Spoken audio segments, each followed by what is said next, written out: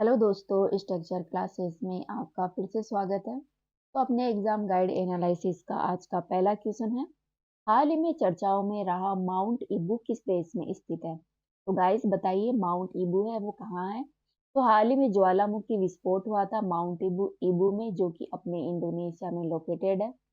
इसके बारे में बात की जाए तो हाल ही के इंडोनेशिया का एक एकांत द्वीप है माहेरा हल माहेरा में हाल ही में इस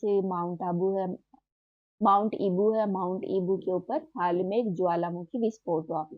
इससे संबंधित तथ्यों की जानकारी के बारे में बात करें तो ये इंडोनेशिया में स्थित है और प्रशांत महासागर का जो रिंग ऑफ फायर क्षेत्र है, जिसमें लगभग 127 सक्रिय ज्वालामुखी है, वहां पर ये स्थित है। गाइज, रिंग ऑफ फायर क्या है? रिंग ऑफ फायर के बारे में बात की जाए तो गाइज, रिंग ऑफ फायर है, इसमें मुख्य रूप से सैकड़ों ज्वालामुखी, भूकंप आदि स्थलों की श्रृंखला पाई जाती है, जो कि अपना ये जो प्रशांत महासागर है इसके समानांतर है। ये आप जो चित्र में देख रहे हैं वो है रिंग ऑफ फायर। ठीक है दोस्तों, इसका आकार में अर्धवर्ताकार और घोड़े की नाल के समान इसका आकार है और लगभग 40,250 किलोमीटर क्षेत्र पर यह विस्तृत है। राइट, तो ये जो क्षेत्र आप यहाँ पर देख रहे हैं वो है रिंग ऑफ फायर का क्षेत्र, प्रशांत महासागर के किनारे किनारे का क्षेत्र, जहां पर बहुत सारे ज्वालामुखी आते हैं, लगभग 127। गाइस, रिंग ऑफ फायर है वो यूरेशिया, उत्तरी अमेरिका, जुआन डे कुफा, कोकोज, कैरेबियन, नजका, आर्कटिक, भारतीय और ऑस्ट्रेलियाई प्लेट है।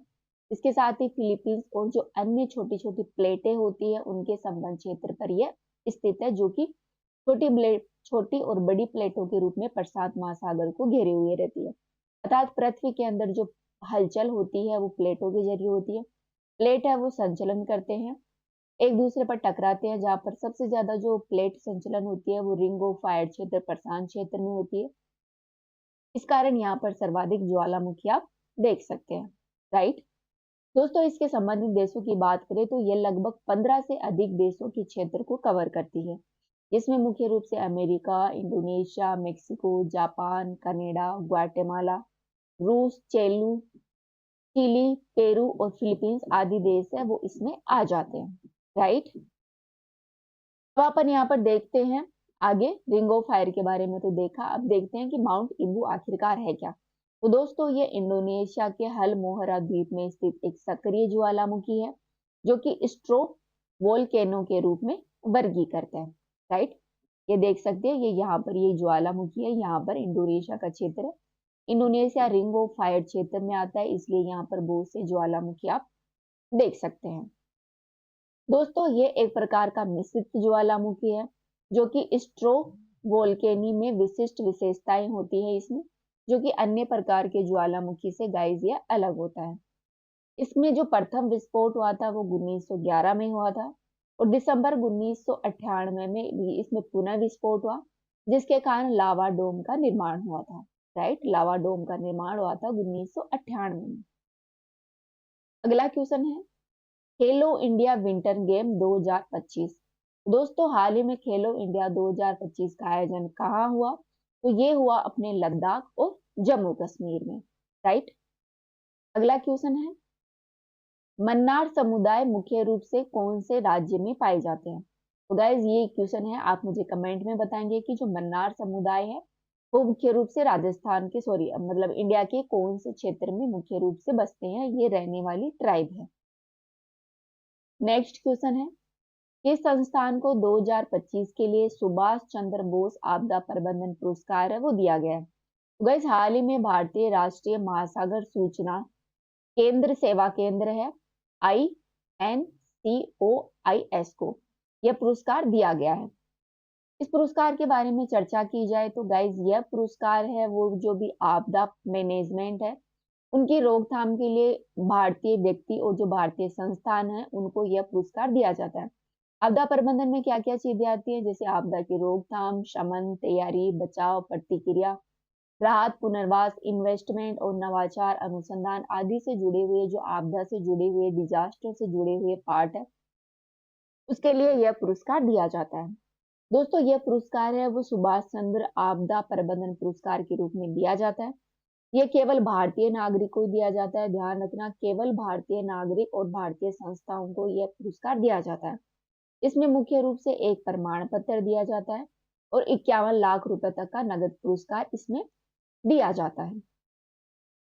गाइस, इस नगद पुरस्कार का उपयोग है वो विजेता संस्था के द्वारा केवल और केवल जो आपदा मैनेजमेंट से जुड़ी हुई गतिविधियां हैं उन्हीं में किया जा सकता है। कहने का मतलब ये है कि डिजास्टर से रिलेटेड गतिविधियों में इसका प्रयोग किया जा सकता है, अन्य में नहीं किया जा सकता।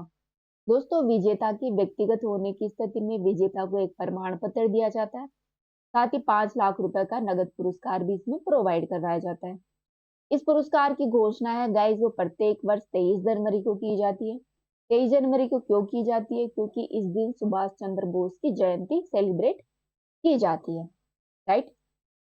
तो ये अपन ने चर्चा की सुभाष चंद्र बोस आपदा प्रबंधन पुरस्कार के बारे में।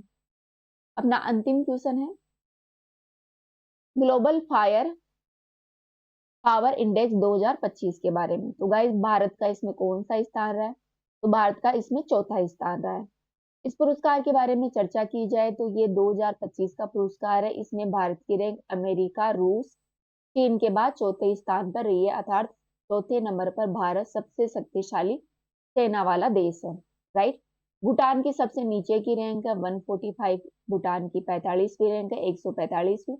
वही पाकिस्तान की रैंक है वो 12वें स्थान पर है, पहले 90 स्थान पर थी। दोस्तों, यह इंडेक्स है वो 2006 से हर साल ग्लोबल फायर पावर.com वेबसाइट के द्वारा जारी किया जाता है। ध्यान रखना, किसके द्वारा जारी किया जाता है? ग्लोबल फायर पावर.com के द्वारा। इस इंडेक्स के बारे में बात करें तो ये लगभग 145 देशों की सैन्य शक्ति की तुलना करता है। भूमि, समुद्र, हवा आदि जो युद्ध क्षेत्र है, मतलब लैंड नेवी, मतलब जो सेनाएं होती है जैसे कि थल सेना, वायुसेना, नेवी की जो सेना होती है, इनमें कौन सा देश क्या कुछ परफॉर्मेंस करता है, उसकी क्षमता क्या है, उसके आधार पर सैन्य शक्ति इसमें देखी जाती है। इसमें किसी देश की परमाणु हथियार क्षमता को गाइस शामिल नहीं किया जाता। ध्यान रखना, इसमें जो थल सेना, वायुसेना और जल सेना ही काउंट होती है, इसमें जो परमाणु हथियार है वो काउंट नहीं होते हैं। बल्कि इस इंडेक्स में किसी देश की केवल पारंपरिक सैन्य क्षमता का ही आकलन होता है, परमाणु सैन्य क्षमता का आकलन नहीं होता है। दोस्तों, 145 देशों की अन्य सैन्य शक्ति का मूल्यांकन जनशक्ति, प्राकृतिक संसाधनों, वित्त, भूगोल आदि से संबंधित जो 60 से अधिक मापदंड है उसके आधार पर यह इंडेक्स तैयार किया जाता है। कितने? 60 से अधिक मापदंडों के आधार पर यह इंडेक्स तैयार किया जाता है। कितने देशों को रैंक देता है? 145 देशों को रैंक देता है। इसमें जनशक्ति, प्राकृतिक संसाधन, वित्त, भूगोल आदि जो मापदंड है इनको ध्यान में रखते हुए यह रैंक है वो दी जाती है, राइट। तो गाइज, ये अपन ने चर्चा की कुछ अपने एग्जाम गाइड इंपोर्टेंट क्वेश्चनों के बारे में। ये देख सकते हैं आंसर की यहाँ पर दे रखी है, ठीक है। तो गाइज, इस वीडियो में इतना ही, कल फिर मिलते हैं। अभी के लिए थैंक यू।